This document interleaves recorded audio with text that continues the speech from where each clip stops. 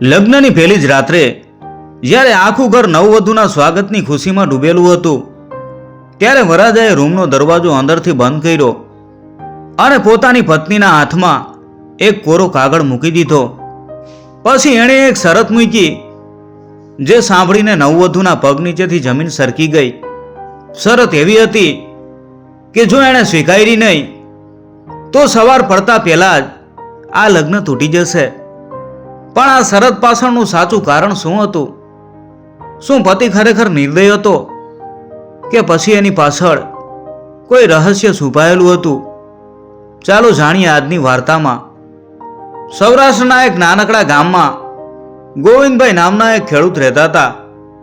ઘર બહુ મોટું નહોતું, પણ સંસ્કાર અને પ્રેમથી ભરેલું હતું. એમને એક દીકરો હતો, અર્જુન. આખા ગામમાં લોકો એની ઈમાનદારીના વખાણ કરતા. કોઈને પણ મદદ જોઈએ તો અર્જુન સૌથી પહેલા પહોંચી જતો. બીજી બાજુ પાડોશના ગામમાં ગરીબ પરિવારની દીકરી હતી ગૌરી. ભણેલી, સમજદાર અને સંસ્કારી. બાળપણથી જેણે પોતાની માને મહેનત કરતા જોઈતી, એટલે એને ખબર હતી કે સંબંધો પૈસાથી નહીં પણ વિશ્વાસથી ટકે છે. સમય આવ્યો અને બંનેના લગ્ન નક્કી થયા. આખા ગામમાં આનંદ છવાઈ ગયો. ઢોલ નગારા વાગ્યા, મહેમાનો આવ્યા.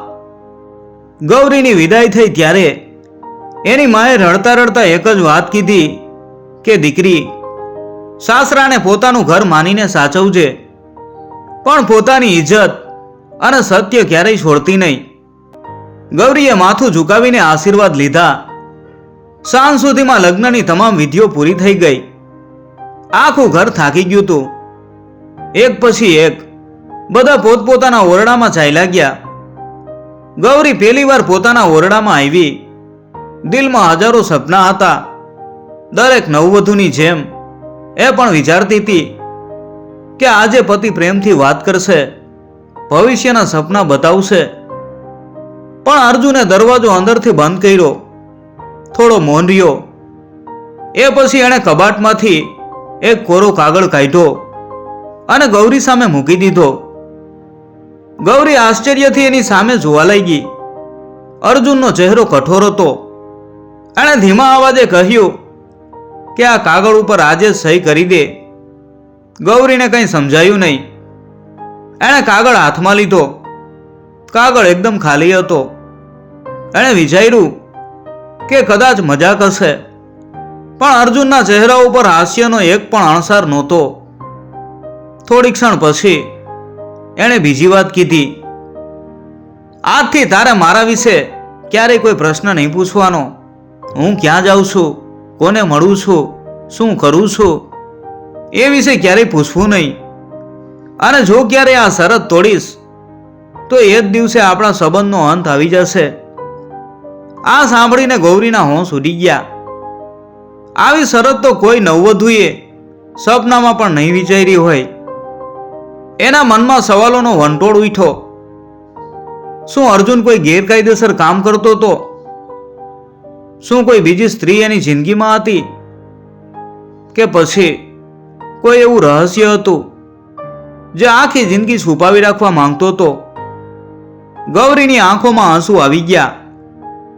એક તરફ માતાની શીખ હતી કે ઘર બચાવવું, અને બીજી તરફ પોતાનું સ્વાભિમાન કહેતું હતું કે કોઈ પણ સંબંધ વિશ્વાસ વગર નથી ટકતો.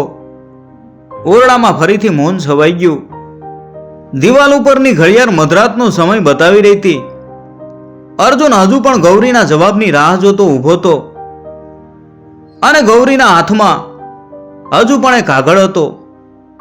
એણે ધીમે ધીમે પેન હાથમાં લીધી, પણ સહી કરે એ પહેલા જ બહાર આંગણામાંથી એક સ્ત્રીના જોરદાર રડવાનો અવાજ આવ્યો. આખું ઘર દોડતું દોડતું બહાર નીકળ્યું.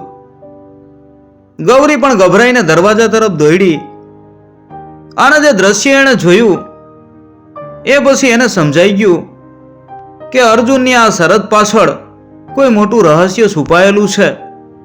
મધરાતનો સમય હતો. આખા ઘરમાં અચાનક હોબાળો મચી ગયો. ગૌરી પણ ગભરાઈને બહાર દોડી આવી. આંગણામાં ગામની એક વૃદ્ધ સ્ત્રી ધ્રુસકે ને ધ્રુસકે રડી રહી હતી. એની સાથે લગભગ 10 વર્ષનો એક નાનકડો છોકરો પણ હતો.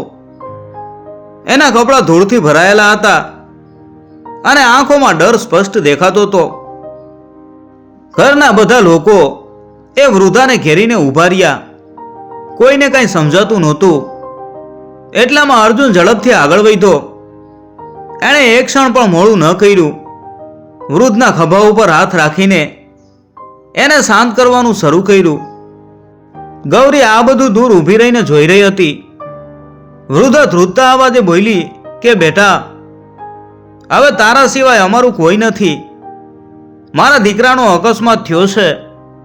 એ શહેરની હોસ્પિટલમાં દાખલ છે. ડોક્ટરે કહ્યું છે કે સવાર પહેલા પૈસા નહીં જમા થાય તો સારવાર બંધ કરી દેશે. આ સાંભળતા જ અર્જુનના ચહેરા ઉપર ચિંતા છવાઈ ગઈ. એણે ઘરના કોઈ સભ્ય સાથે ચર્ચા પણ ન કરી. સીધો અંદર ગયો. લાકડાનું એક જૂનું બોક્સ લાવ્યો અને વૃદ્ધાના હાથમાં મૂકી દીધું. વૃદ્ધા રડતા રડતા આશીર્વાદ આપતી રહી અને ગૌરીને નવાઈ લઈ ગઈ. એ બોક્સમાં શું હતું? અર્જુન આટલી ઉતાવળમાં કેમ હતો? થોડી જ વારમાં અર્જુન પોતાનું જૂનું બાઇક લઈને ગામની બહાર નીકળી ગયો. ગૌરીના મનમાં ફરીથી સવાલો ઊભા થયા. આટલી રાતે એ ક્યાં ગયો? આ વૃદ્ધા કોણ હતી અને એ બોક્સમાં શું હતું? પણ પેલી જ રાત્રે અપાયેલી શરત એની સામે દિવાલ બનીને ઊભી હતી. સવાર પડી. ઘરમાં કોઈને ખબર નહોતી કે અર્જુન આખી રાત ક્યાં હતો. ગૌરીએ જોયું કે એની સાસુ પણ શાંત હતા. જાણે આ બધું એમના માટે નવું ન હોય. થોડી વારમાં અર્જુન ઘરે આવ્યો. એના કપડા ઉપર ધૂળ લઈ ગઈ હતી. આંખો લાલ થઈ ગઈ હતી. આખી રાત જાગેલો લાગતો હતો. ગૌરીને થયું કે દોડી જઈ અને પૂછે કે તમે ક્યાં હતા? પણ હોઠ સુધી આવેલા શબ્દો પાછા વળી ગયા. એને ગઈ રાતની શરત યાદ આવી ગઈ. અર્જુને શાંતિથી પાણી પીધું અને ખેતર તરફ નીકળી ગયો. એના ચહેરા ઉપર થાક હતો પણ સાથે એક અજાણી શાંતિ પણ હતી. દિવસો પસાર થવા લાગ્યા. ગૌરીએ એક વાત ખાસ નોંધવા માંડી. અર્જુન દર અઠવાડિયે એકાદ રાતે ઘરેથી ગાયબ થઈ જતો. ક્યારેક મધરાતે, ક્યારેક વહેલી સવારે. પાછો આવતો ત્યારે થાકેલો જ દેખાતો. પણ ઘરમાં કોઈને ક્યારેય કંઈ સમજાવતો નહોતો. ગામમાં પણ લોકો ધીમે ધીમે વાતો કરવા લાગ્યા. કોઈ કહે અર્જુન શહેરમાં કોઈ ગુપ્ત ધંધો કરે છે. કોઈ કહે એના જીવનમાં બીજી કોઈ સ્ત્રી છે. તો કોઈ કહે એ કોઈનું દેવું ચૂકવી રહ્યો છે. ગૌરી બહારથી ચૂપ રહેતી પણ અંદરથી તૂટી રહી હતી. જે માણસ સાથે આખી જિંદગી જીવવાની હતી એ જ માણસ વિશે એને કંઈ ખબર નહોતી. એક બપોરે ગૌરી પાણી ભરવા ગામના કૂવે ગઈ. ત્યાં બે સ્ત્રીઓ ધીમા અવાજે વાતો કરતી હતી. એમણે ગૌરીને જોઈ નહોતી. એક બોલી કે બિચારી નવી વહુ, એને ખબર જ નથી કે એનો પતિ દર અઠવાડિયે કોને મળવા જાય છે. બીજી તરત બોલી કે ચૂપ, જો એને ખબર પડી જશે તો ઘર તૂટી જશે. આ શબ્દો ગૌરીના કાનમાં પડ્યા. એના હાથમાંથી પાણીનો ઘડો સરકી ગયો. ઘડો તૂટી ગયો. બધી સ્ત્રીઓ એની તરફ જોવા લાગી. ગૌરી કંઈ બોલી નહીં. પણ એના મનમાં હવે એક જ વિચાર હતો કે સાચું શું છે. ઘરે પાછી આવી ત્યારે એણે નક્કી કરી લીધું કે ગઈ રાતે આપેલી શરત ભલે યાદ હોય પણ હવે એ સત્ય જાણ્યા વગર રહી શકશે નહીં. એ જ સાંજે ગૌરીએ જોયું અર્જુન ફરી એક નાની થેલી લઈને ઘરની પાછળના રસ્તેથી નીકળ્યો. ગૌરીએ ધીમેથી ઓઢણી માથા ઉપર ખેંચી અને કોઈને ખબર ન પડે એમ અર્જુનનો પીછો કરવાનું શરૂ કર્યું. પણ એને ખબર નહોતી કે આ નિર્ણય એની જિંદગી બદલી નાખવાનો હતો. સાંજ ધીમે ધીમે અંધારામાં ફેરવાઈ રહી હતી. ગામના રસ્તા સુમસામ બનતા જતા હતા. અર્જુન હાથમાં થેલી લઈને ઝડપથી આગળ વધી રહ્યો હતો. ગૌરી થોડે અંતરે કોઈને ખબર ન પડે એમ ધીમે ધીમે એની પાછળ ચાલી રહી હતી. થોડે આગળ જતા અર્જુન ગામનો રસ્તો છોડીને કાચા માર્ગે વળી ગયો. ગૌરીના મનમાં ફરી શંકા જાગી. આ રસ્તે તો ગામનું કોઈ રહેતું જ નથી, તો પછી અર્જુન ક્યાં જાય છે? આશરે અડધો કલાક ચાલ્યા પછી સામે એક જૂનું તૂટેલું મકાન દેખાયું. આસપાસ ઝાડ ઝાંખરા હતા. દૂરથી જોતા કોઈ વર્ષોથી ત્યાં રહેતું ન હોય એવું લાગતું હતું. અર્જુન ધીમેથી અંદર ગયો. ગૌરી બારી પાસે જઈને સંતાઈને ઊભી રહી. અંદરનું દ્રશ્ય જોઈને એ થોડી ક્ષણ માટે ચોંકી ગઈ. અંદર કોઈ યુવાન સ્ત્રી નહોતી. એક વૃદ્ધ માણસ ખાટલામાં પડ્યો હતો. એનું શરીર એટલું નબળું થઈ ગયું હતું કે ઊભા પણ રહી શકતા નહોતા. બાજુમાં લગભગ 12 વર્ષની એક છોકરી બેઠી હતી. એ પોતાના દાદાને પંખો નાખી રહી હતી. અર્જુને થેલીમાંથી દવા, દૂધ અને થોડું અનાજ કાઢીને છોકરીના હાથમાં આપ્યું. છોકરીના ચહેરા ઉપર ખુશી છવાઈ ગઈ. એ દોડીને અર્જુનના પગે લાગી. ગૌરીને કંઈ સમજાતું નહોતું આ લોકો કોણ હતા. અર્જુન એમની આટલી મોટી સેવા શા માટે કરતો હતો? એટલામાં અંદરથી વૃદ્ધનો અવાજ આવ્યો કે બેટા, હવે દર અઠવાડિયે આવવાનું બંધ કર.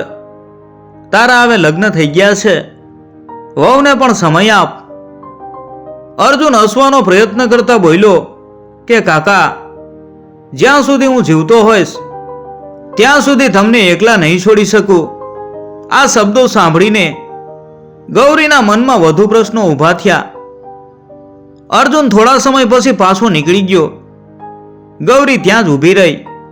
એ વિચારતી હતી કે હવે અંદર જઈને સાચું પૂછવું જોઈએ.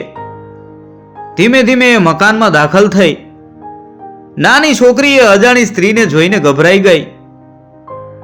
ગૌરીએ પ્રેમથી પોતાનો પરિચય આપ્યો કે હું અર્જુનની પત્ની છું. આ સાંભળતા જ વૃદ્ધ માણસની આંખોમાંથી પાણી આવી ગયું. એ ધીમે ધીમે બેઠા થયા. થોડી વાર મૌન છવાઈ ગયું. પછી વૃદ્ધ બોલ્યા કે દીકરી, તને હજી સુધી કંઈ ખબર નથી ને? ગૌરીએ ના પાડી. વૃદ્ધે લાંબો શ્વાસ લીધો. આજથી 10 વર્ષ પહેલા મારો દીકરો અને અર્જુન એક જ ટ્રેક્ટરમાં જતા હતા. રસ્તામાં મોટો અકસ્માત થયો. મારો દીકરો એ જ દિવસે દુનિયા છોડીને ચાલ્યો ગયો. હું કામ કરવાને લાયક રહ્યો નહીં. મારા ઘરમાં કમાવનાર કોઈ બચ્યો નહીં. ગૌરી શાંતિથી સાંભળતી રહી. વૃદ્ધ આગળ બોલ્યા, એ અકસ્માતમાં અર્જુનની કોઈ ભૂલ નહોતી. છતાં એ દિવસે એણે મારા હાથ પકડીને એક વચન આપ્યું હતું. એણે કહ્યું હતું કે કાકા, જ્યાં સુધી હું જીવું છું તમને અને તમારી પોતરીને ક્યારેય ભૂખ્યા નહીં રહેવા દઉં. ગૌરીની આંખો ભીની થઈ ગઈ. એને સમજાઈ ગયું કે અર્જુન કોઈ રહસ્ય નહીં પણ પોતાનું વચન નિભાવતો હતો. પણ એટલામાં વૃદ્ધે બીજી વાત કીધી કે દીકરી, આ તો માત્ર અડધું સત્ય છે. ગૌરી ફરી ચોંકી ગઈ કે અડધું સત્ય? વૃદ્ધે ધીમેથી માથું હલાવ્યું. હા બેટા, અર્જુને તારી સામે જે શરત મૂકી હતી એની પાછળનું સાચું કારણ તો હજુ તને ખબર જ નથી. આટલું કહીને વૃદ્ધે ખાટલાની નીચે પડેલી એક જૂની લાકડાની પેટી બહાર ખેંચી. પેટીમાંથી એક પીળો પડી ગયેલો લિફાફો બહાર કાઢ્યો. એના ઉપર મોટા અક્ષરોમાં લખેલું હતું, આ પત્ર અર્જુનની પત્નીને ત્યારે જ આપજો જ્યારે એ પોતે સત્ય શોધવા અહીં સુધી આવી પહોંચે. ગૌરીના હાથ ધ્રુજવા લાગ્યા. આ પત્રમાં એવું તે શું લખ્યું હશે જેના કારણે અર્જુને લગ્નની પહેલી જ રાત્રે એટલી કઠોર શરત મૂકી હતી? ગૌરીના હાથ કંપી રહ્યા હતા. એણે ધીમેથી લિફાફો ખોલ્યો. અંદર વર્ષો જૂનો એક પત્ર હતો. કાગળ પીળો પડી ગયો હતો પણ અક્ષરો સ્પષ્ટ હતા. ગૌરીએ વાંચવાનું શરૂ કર્યું. પત્રમાં લખ્યું હતું, જે દીકરી આ પત્ર વાંચી રહી છે કદાચ એ હવે અર્જુનની પત્ની હશે. સૌથી પહેલા તો મારી એક વિનંતી છે કે આ પત્ર પૂરો વાંચ્યા વગર અર્જુન વિશે કોઈ નિર્ણય ન લેતી. ગૌરીનું હૃદય જોરથી ધડકવા લાગ્યું. પત્રમાં આગળ લખ્યું હતું, 10 વર્ષ પહેલા અકસ્માત થયો, એ સાચી વાત છે, પણ એ અકસ્માત પછી અર્જુન પોતે પણ ઘણા મહિના સુધી હોસ્પિટલમાં હતો. ડોક્ટરોએ કહ્યું હતું કે એની જિંદગી તો બચી જશે, પણ હવે એ ક્યારેય પિતા બની શકશે નહીં. આ વાક્ય વાંચીને ગૌરીના હાથમાંથી પત્ર છૂટી ગયો.